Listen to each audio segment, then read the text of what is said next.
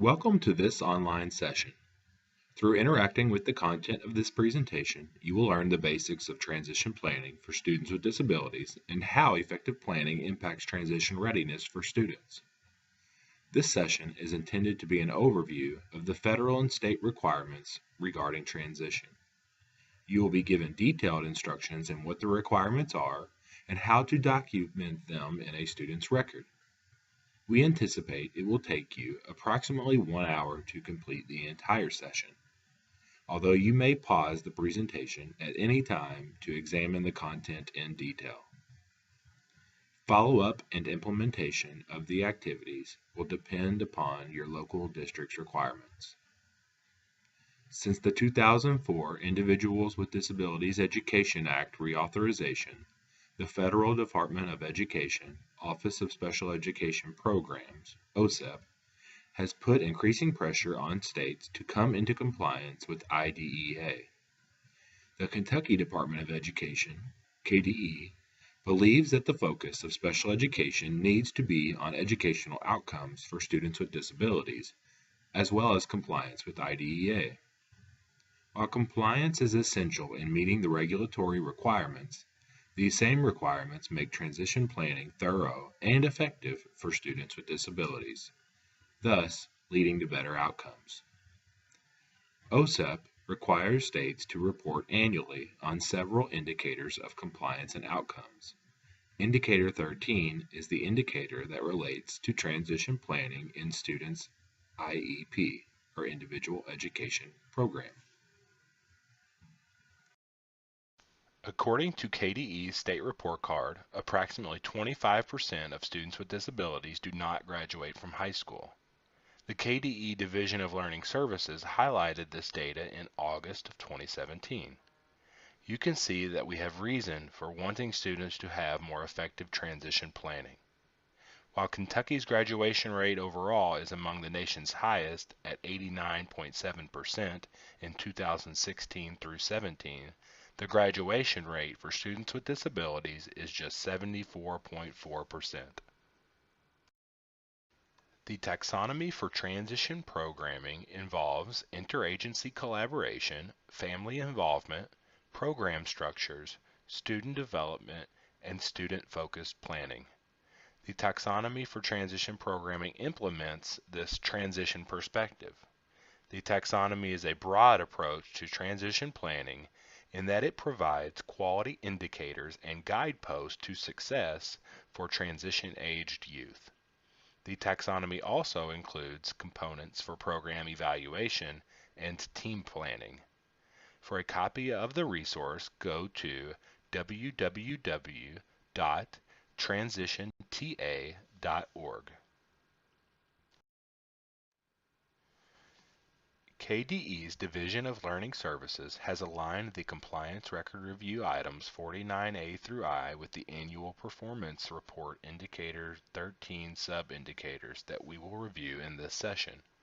Our training objectives for today are to understand and be able to implement the transition planning process for students with disabilities in order to help them complete high school and become transition ready.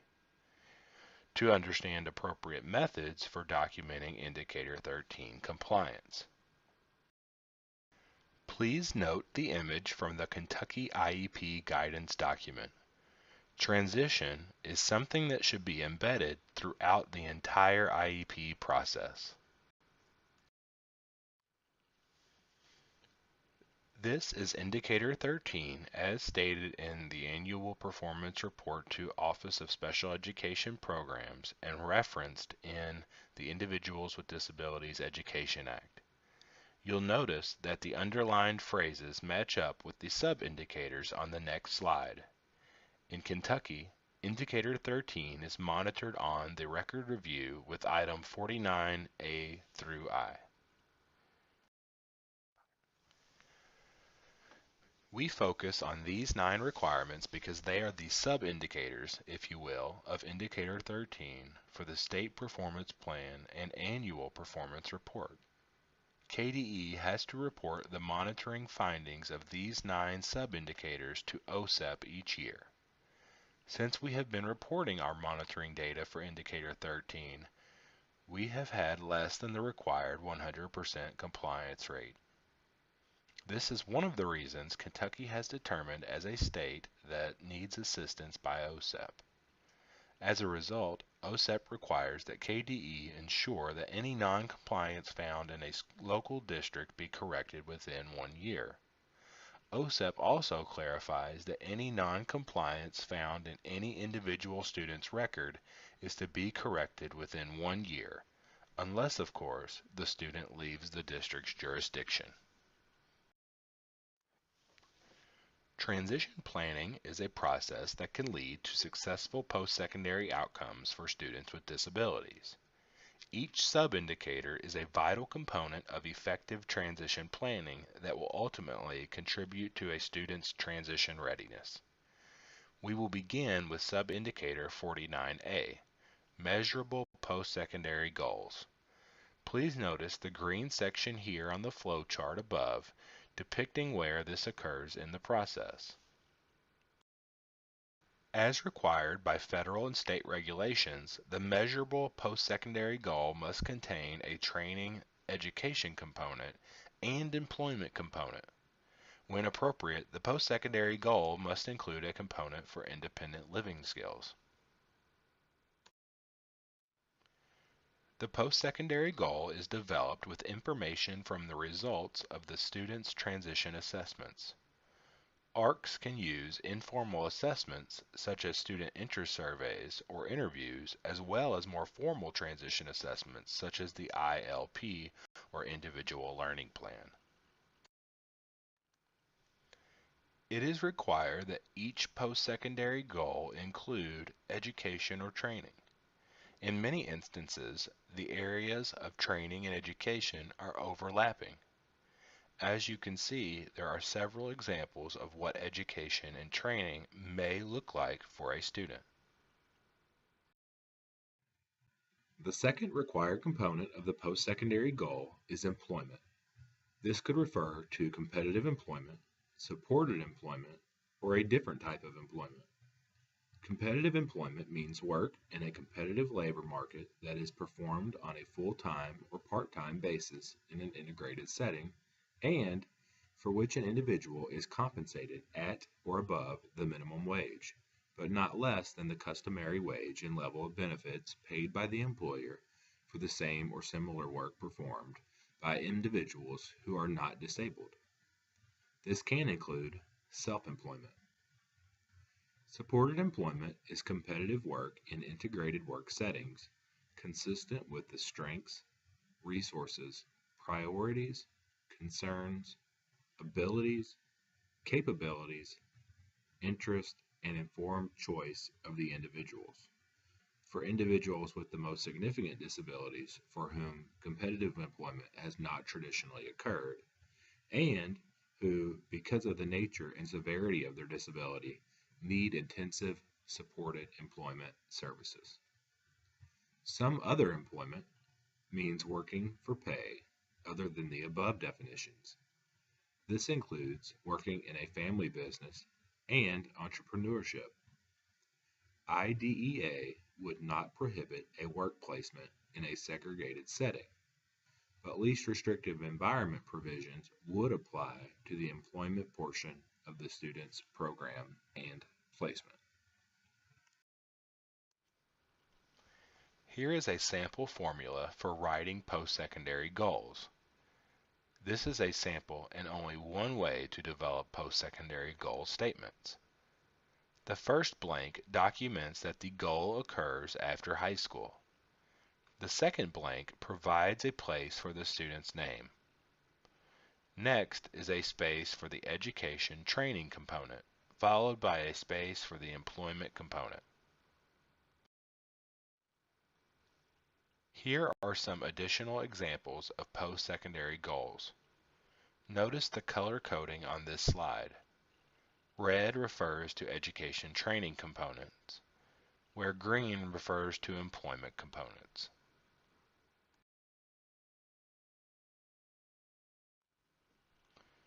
These are some non-examples of post-secondary goals in the areas of education training and employment.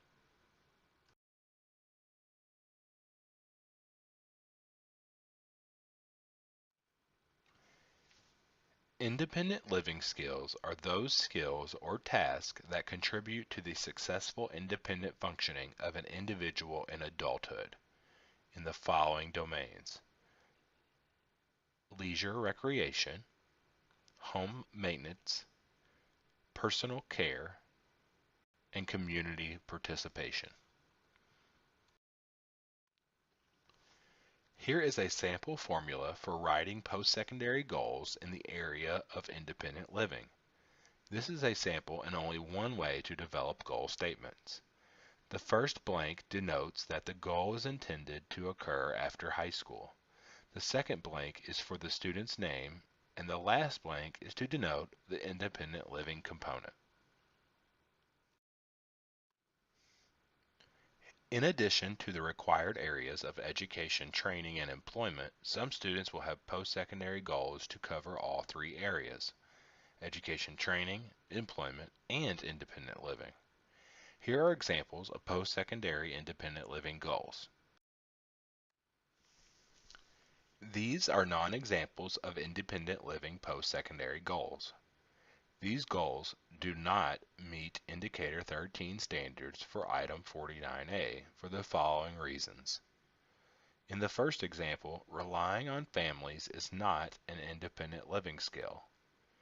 In the second example, wants is not an observable behavior.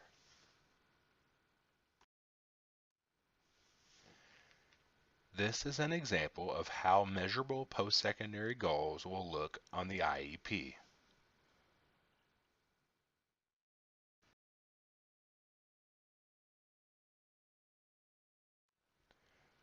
Please note the screenshot of a post-secondary goal in Infinite Campus.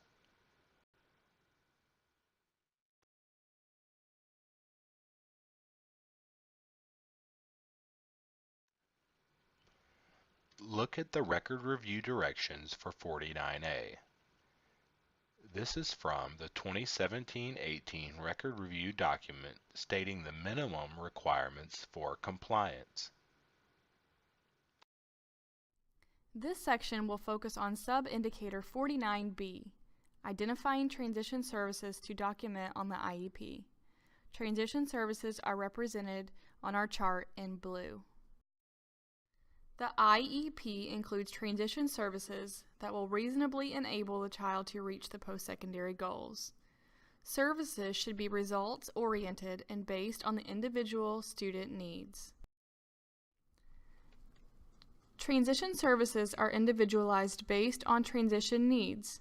These services may include, but are not limited to, the following: instruction, related services, community experiences, employment, other post-school adult living objectives, acquisition of daily living skills, and provision of a functional vocational evaluation. Students differ from each other in terms of the nature of their disability, personality, abilities, cultural values, and interests. Therefore, the type and amount of transition services must be individualized. The focus should be on how we can help the student achieve his or her post-secondary goal and what needs to be in place. Here are some examples of transition services.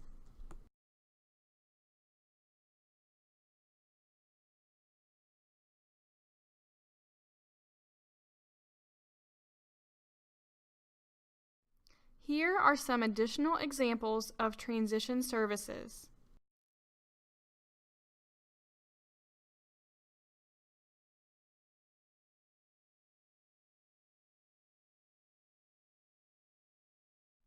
Transition services in the area of instruction refers to the general curriculum and the teaching and learning of skills. It is almost always accomplished through the multi-year course of study. These are examples for instruction. Remember, the focus is to get the students ready for after graduation.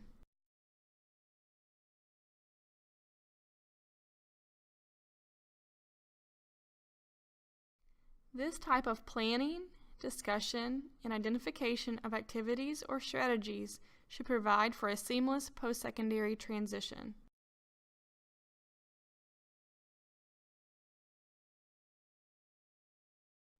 Here are some examples of related services that can be provided and/or paid for by agencies outside of school.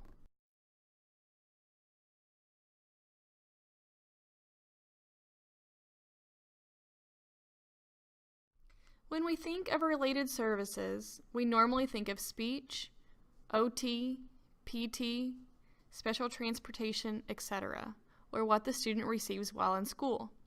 These same services can be provided to the student after high school. It is important that they and their parents understand how to get these services. Activities and strategies for transition services in the area of community experiences should encourage the student to participate in community settings that may include community-based work experiences, work exploration, job site training, government, social, recreational, leisure, shopping, banking, transportation, and/or other opportunities. These are some examples of transition services for community experiences. Students need to know where important places are located within their community. The students also need to be able to know where the bank is located that is responsible for the electronic deposits in their accounts. Students need to receive the necessary training to be able to operate in their community. Activities and strategies for transition services for employment should focus on development of work-related behaviors, job seeking and keeping skills, career exploration, skill training, apprenticeship training, and actual employment. These should be based on the student's interest and transition needs to gain successful employment after high school. Employment services will be different for every student. These services should be individualized based on transition needs.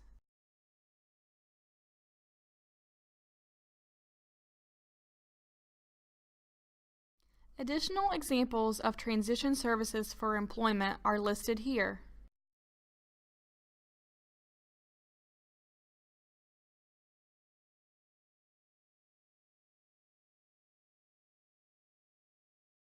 Transition services in the area of post-school adult living refers to the activities and strategies that focus on adult living skills that are generally done on an occasional basis as an adult. Here are some examples of post-school adult living objectives.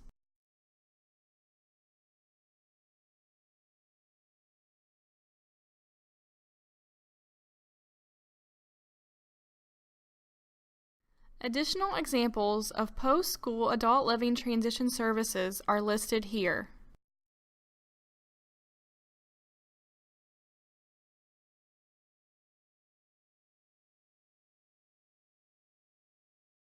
Transition services in the area of daily living skills refer to activities that adults do most every day.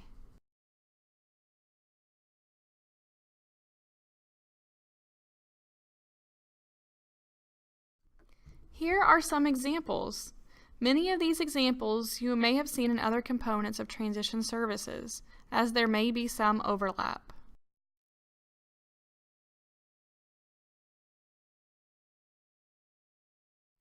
Our jobs as teachers are to provide the individual students with the necessary courses and skills to ensure they will be able to function in the community after graduation. If our students do not receive these necessary skills, they will not be able to function appropriately in society, and we have not set them up for success. Transition services in the area of functional vocational evaluation refers to a specialized assessment of skills. A functional vocational evaluation can include observations, formal or informal measures, and should be practical. Here are a few examples of functional vocational evaluation services.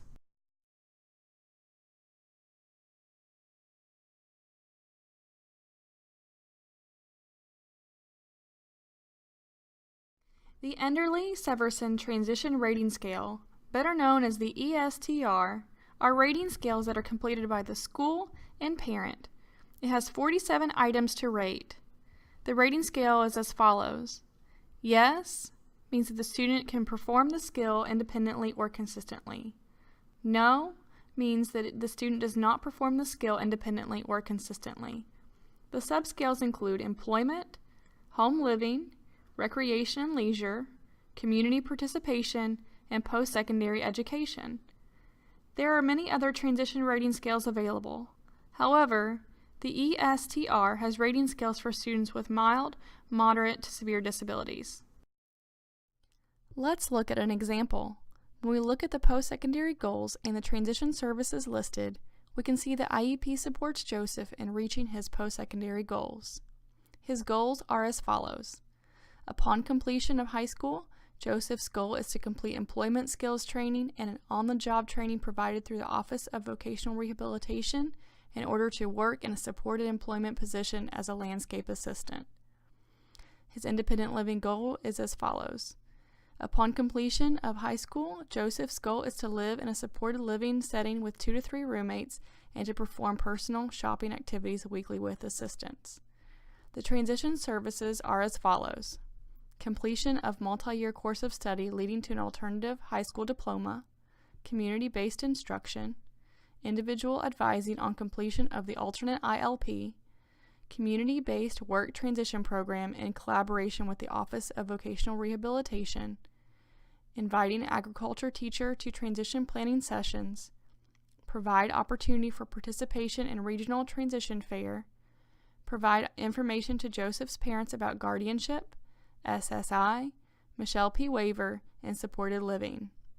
Daily living skills instruction. In the second column is the agency responsible, and you can see that the special education teacher is responsible for most of the services. The counselor and job coach are also listed. This is a snapshot of Infinite Campus for a student that has turned 16 years old. The transition services that are listed need to be provided by the agency responsible. These services assist the students in receiving the necessary skills to attain their post-secondary goals. Look at the record review directions for 49B. This is from the 2017-2018 record review document stating the minimum requirements for compliance.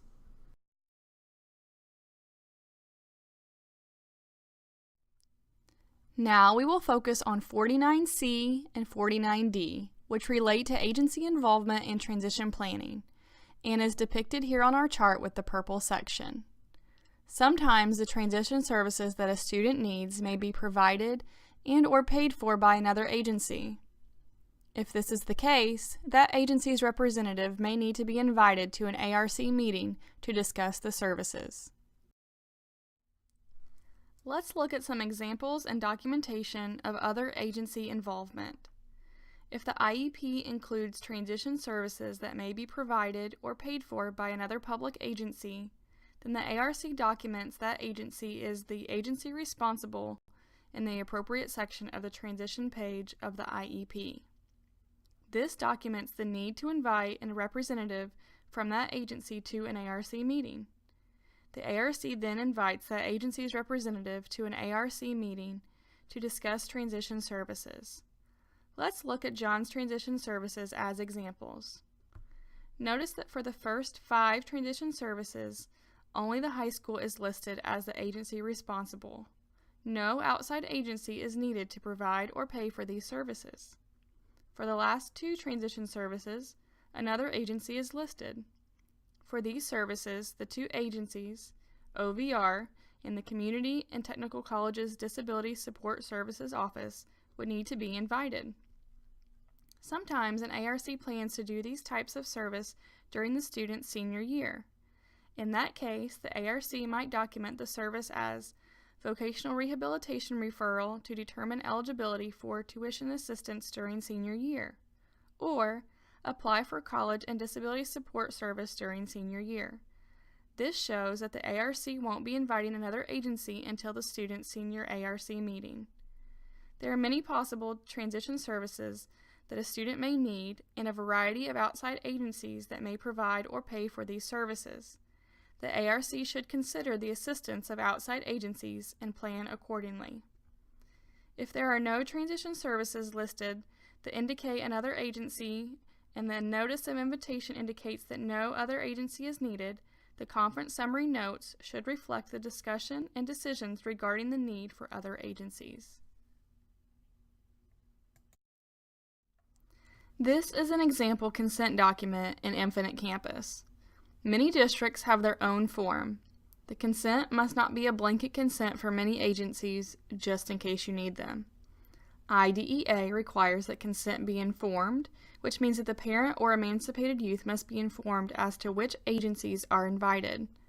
Consent for an outside agency must be obtained prior to the ARC notice being sent out. The consent document must be clear about what period of time the consent is provided for, so that the parent or the child, when of the age of majority, understands the permission he or she is providing.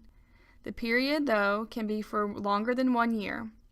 Once consent is received, it is valid until graduation, student reaches the age of 18, or is emancipated as your district policies and procedures allow. At the age of 18 or emancipation, a new consent form will need to be signed by the student. Please note, the ARC documents if no outside agency is needed at a particular meeting. If no outside agency is listed for any transition service and the Notice of Admissions and Release Committee meeting documents that another agency is not appropriate at this time, then the consent for invitation is not required. If you invite an outside agency and they are unable to attend, it is not necessary to get an excusal from the parent or guardian. If an outside agency is to be invited, the ARC documents this on the ARC meeting notice. If no outside agency is listed for any transition service on the student's IEP, the ARC should mark "Not appropriate at this time" on the notice and document it in the conference summary. To document an Infinite Campus, use the Transition Services editor. Type the transition services and agency responsible in the appropriate sections. Look at the record review directions for 49C and 49D. This is from the 2017-2018 record review document stating the minimum requirements for compliance. Now we will move on to 49E, which requires that the multi-year course of study lists specific coursework a student completes through the high school exit year. It includes coursework directly aligned with the student's post-secondary goals. On our chart, you'll see this component represented in brown. This is a snapshot of where to include the multi-year course of study in the IEP. Please note, include all grade levels when completing the course of study. Additional grades can be added. Multi-year means from the current year to the child's anticipated year of exiting high school. Courses should be identified by specific title. The use of the term elective is non-compliant. The student's course of study is a multi-year description of coursework designed to be in alignment and help achieve the student's post-secondary goals. It's okay for the plan to change as the student's interests change, but a plan must be made. It is also strongly recommended that the ARC include documentation of their discussion of the review of the multi-year course of study in the conference summary and action notice. The student's multi-year course of study must be in alignment with the student's ILP as required by 707 KAR 1-320, Section 7, Part 1. In the event the student is an out-of-state transfer or is identified after the 9th grade year, the multi-year course of study should begin at that point. Here is an example of listings within a course of study for a student who will receive an alternative diploma. Notice that the courses listed are meant to address content standards that have been reduced in depth and breadth. These courses cover grade 14, which includes the transitional years of ages 18 through 21.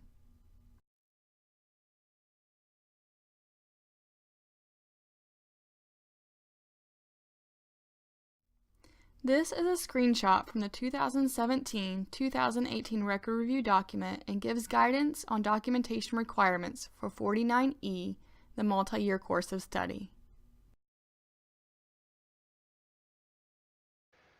The next sub-indicator, 49F, will focus on aligning annual goals to the post-secondary goal. This is shown here on our chart in red. On the IEP form, there is a particular place to document that an annual goal supports the student's post-secondary goals. On the annual goal page, just under the annual goal and specially designed instruction. This example shows an annual goal that the ARC documents supporting both the education training and employment goals. One thing to remember is that the ARC wouldn't check that an annual goal supports an independent living post-secondary goal if the student doesn't have an independent living post-secondary goal. Check the box next to the post-secondary goals to which the annual goal is linked.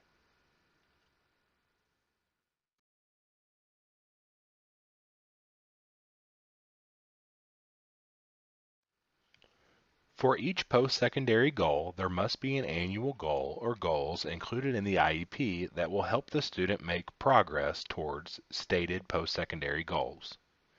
Alignment between the annual goal and the post-secondary goal in transition services is documented directly below each annual goal in the IEP. In the 2017-18 record review, item 49F is documented by checking the appropriate post-secondary goals component that ties to the annual goal. This next section will focus on 49G, Transition Assessment. Transition Assessment is shown on our chart at the top in orange.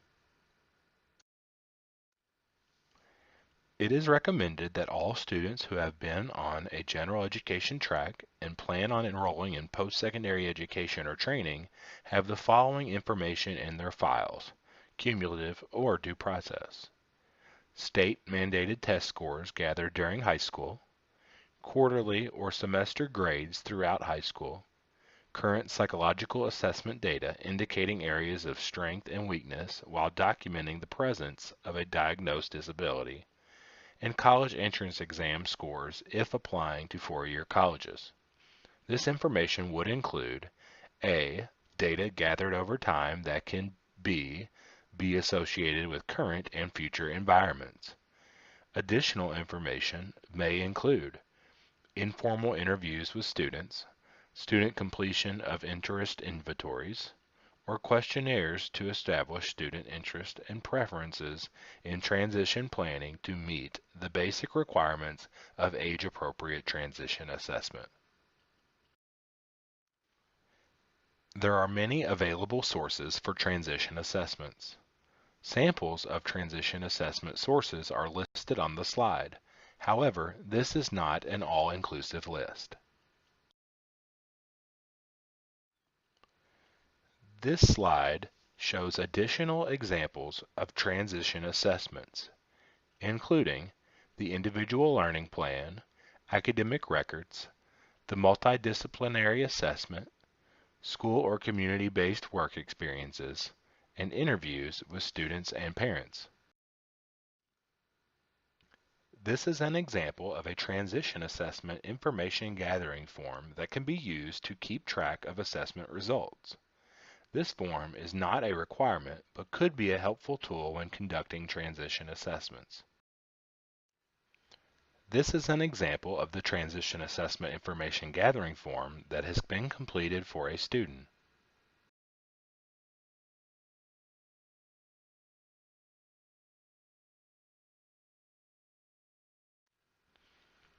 This is the same information from the previous slide.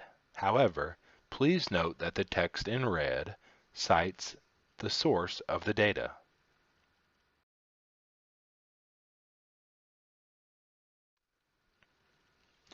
The following questions guide the development of the present levels for instruction and related services. This list is not exhaustive, but rather serves as a prompt to identify current educational performance. Select questions that are relevant to the student's needs related to the disability based on current intervention or IEP progress monitoring data. The following questions guide the development of the present levels for community experience and development of employment.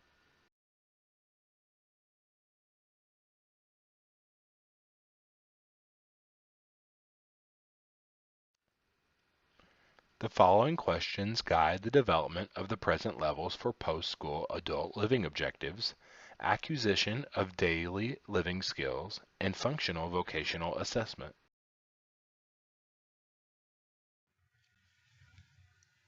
On the IEP Transition Services Needs Editor, there is a particular place to document the transition assessments used as a basis for determining the post-secondary goals. This section is introduced with the question, what transition assessments were used to determine the child's preferences and interests? The ARC also uses the information gathered from transition assessments to develop the present level transition needs statement, as well as determine the post-secondary goals. When the ARC references particular transition assessments in the present level transition needs statement, this documents their use and consideration of the transition assessment data. As with any ARC discussion, it is also recommended that the ARC document their discussion in the conference summary. Look at the record review directions for 49G. This is from the 2017-18 record review document stating the minimum requirements for compliance. Now we've covered all the transition services requirements on the chart you see on the slide. The chart was adapted from Seattle University Center for Change and Transition Services from 2010. You probably noticed that our numbering system, 49A through 49I, didn't align exactly with the process as depicted by the chart. Let's review the actual process again by using our chart. The ARC uses age-appropriate transition assessments, orange, to develop the present level statements of the student's IEP and to use as a basis when writing for the post-secondary goals, green. Based on the post-secondary goal, the ARC determines what transition services, blue, need to be included in the student's IEP, being sure to include, as one of those services, a description of the student's course of study, brown. The ARC also develops annual goals that will assist the student in progressing toward his or her post-secondary goals, red.